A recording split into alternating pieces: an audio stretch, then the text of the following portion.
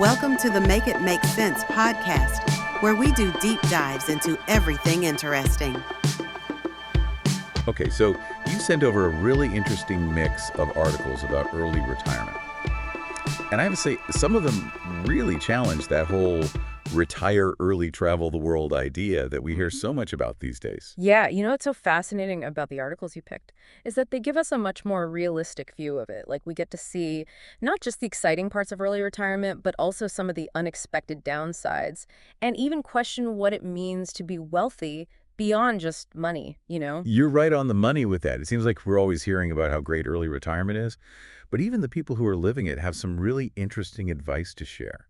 And this CNBC article we have really shows that. They interviews these self-made millionaires. And even though they retired early, they still had some regrets about their finances, which I think is fascinating. Absolutely. It's like a good reminder that there's always more to the story than meets the eye. Totally. Like there's this one millionaire who retired when he was 35 with almost $1 million.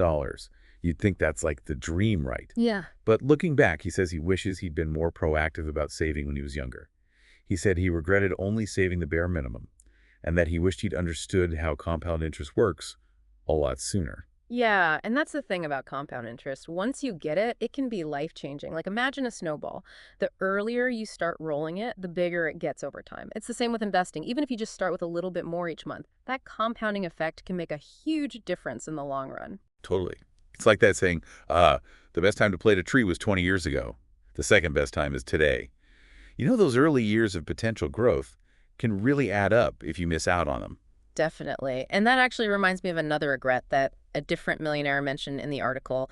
He was talking about how he used to obsess over trying to time the market perfectly, like always trying to buy low and sell high. But he said it ended up creating so much stress. And in the end, it didn't even really work out for him. Oh, I can totally relate to that. It can feel like such a roller coaster trying to get the timing just right. It really can be a trap for a lot of people.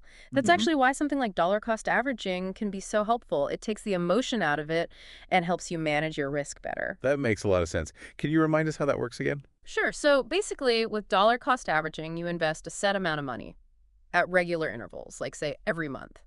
And you do this whether the market's up or down, it doesn't matter. So when the market's down, you're buying more shares at a lower price. And when the market's up, you're buying fewer shares at a higher price.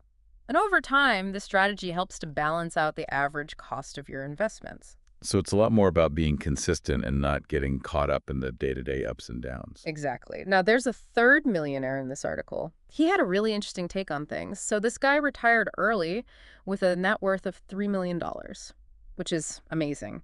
But even he said he had some regrets. Wow. So what could someone with that much money possibly regret? Well, he said he wished he'd stayed at his job a little bit longer. He realized that by leaving so early, he'd missed out on even more potential earnings, money that could have grown even more over time, thanks to that compound interest we were talking about. It's like he walked away from a gold mine, Yeah. even though he already had tons of gold. Yeah, it's like sometimes we think something will make us happy, but then when we actually get it, it's not quite what we expected. Speaking of different paths to wealth, though, you also sent over this Washington Post article about how more and more people are becoming 401k millionaires. And what's interesting is that a lot of these people didn't do anything risky or inherit a bunch of money. They just invested consistently in their workplace retirement plans. That's really cool. This article caught my eye, too, because it's all about regular people who built wealth quietly and steadily. It's like proof that you don't have to be a Wall Street genius to be successful with money. Yeah, and what I thought was even more impressive was that they hit record numbers even after the market went down recently, which tells me they're doing something right, something that we can all learn from. So what's their secret? Well, their secret ingredient is actually pretty simple: time. Most of these millionaires have been putting money into their 401ks for 30 years or more. They understood that it's a long game, and they let their investments grow over the long haul. Like they say, the greatest wealth is patience. Although they were also smart about how much they were contributing. Right. They always took full advantage of any matching contributions their employers offered. I mean, who wouldn't want free money? It's like a guaranteed return on your investment right from the start. It's amazing. But it also sounds like they were really good about increasing their contributions over time, too. Yeah, a lot of them used automation to help them do that. So they'd set up automatic increases that would kick in whenever they got a raise. That way they could save more without even really thinking about it. That's so smart. It's like tricking yourself into saving more money. It's true. It all comes down to a pretty basic principle of behavioral economics. We're much more likely to stick with something if it's automatic and we don't have to put in a lot of effort. It's like our future selves are thanking us for setting it up that way. You know, speaking of making smart choices, remember that millionaire who regretted trying to time the market? Well, it seems like these 401k millionaires figured that out too. Absolutely. They were incredibly disciplined and resilient. Instead of panicking and selling everything when the market dipped, they saw those dips as buying opportunities, a chance to buy more shares at a lower price. So they were basically doubling down on that long-term thinking we were talking about earlier. Exactly. It's amazing how different approaches to building wealth can lead to such different results. Yeah. It makes you wonder, though, is accumulating wealth the only way to find happiness? It's a big question. And luckily, you've given us a new way to think about it. You shared this really thought-provoking article from Scientific American. It's all about happiness in societies where money is scarce. And it really challenges our usual ideas about the connection between wealth and happiness.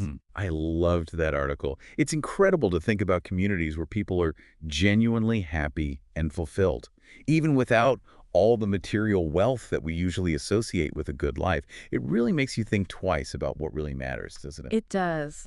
You know, the article starts by talking about this idea that we have, that money equals happiness.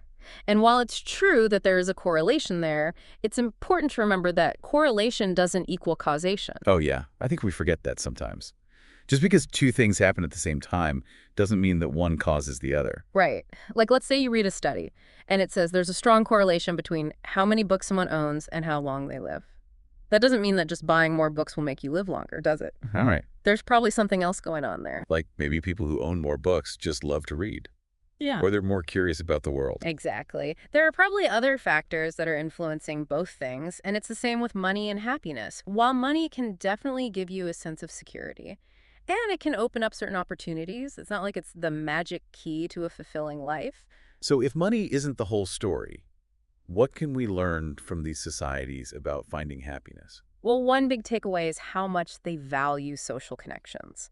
They really prioritize having close-knit communities, deep relationships with each other, and a sense of belonging, which are things that often get overlooked in cultures that are more focused on wealth. Yeah, it's like that saying, it's the people in your life that matter most. Exactly. I think these societies really highlight how important it is for us as humans to feel connected to each other. They remind us that true wealth might not be about how much money we have in the bank, but about how rich our relationships are and the quality of the connections we have with the people around us. And it's not just about human connection either, is it? These societies also have a really strong connection to nature, which is something we've talked about before. That's right. They live in a way that's much more in tune with the natural world. And there's actually a lot of research that shows how beneficial that can be for our well-being. Think about how good it feels to spend time outside in nature. Oh, yeah. It's like hitting the reset button on your brain and your body. Totally. I think these societies teach us that true wealth also includes a sense of connection with our planet. It's like a more holistic way of thinking about what it means to be wealthy. It's not just about money, but also about having a rich social life and a deep connection to the environment. Exactly. And speaking of a broader definition of wealth, do you remember that story about William Alexander Leitsdorf Jr. from the Forward article? He was considered one of the richest men in San Francisco back in the day. But his story takes an interesting turn. Right. He was a super successful entrepreneur, but he didn't have any family or heirs to leave his money to. Exactly. And even though he was so financially successful, his legacy isn't really that well known today. It makes you wonder if he was truly happy, even with all that wealth. It really makes you think about what's important in life and what we want to leave behind. Maybe it's not always about accumulating more and more riches, but about the impact we have on others. That's a powerful thought. What if true wealth is about more than just being financially secure? What if it's also about living a life that has purpose and meaning and strong connections with others? I love that. It's like finding that sweet spot where being financially stable overlaps with your values and the things you're passionate about. Exactly. It's about figuring out what truly matters to you and defining wealth on your own terms. I think this whole deep dive has been so insightful. We've covered so much ground, from those practical tips about early retirement and 401k to these bigger questions about what it really means to be wealthy and happy. And that's what I love about these conversations. We get to explore these complex topics from all these different angles and come away with a deeper understanding of ourselves and the world around us. Totally. As we start to wrap things up, I want to leave our listeners with this thought. What if true wealth means having enough money to feel secure, but also having the time and freedom and those strong connections we were talking about to really enjoy it? It's about finding that balance between being financially well off and living a life that's full of purpose and joy and connection. That's a beautiful thought. Maybe true wealth is about making sure your financial goals are in line with your values and what you want out of life, so you can create a life that's truly fulfilling in every sense of the word. I love that. Well said. Thanks for joining us on this deep dive, everyone. We'll see you next time. For another exploration of the ideas that matter, it really does make you stop and think about what really matters. Thanks for listening to another episode of the Make It Make Sense podcast.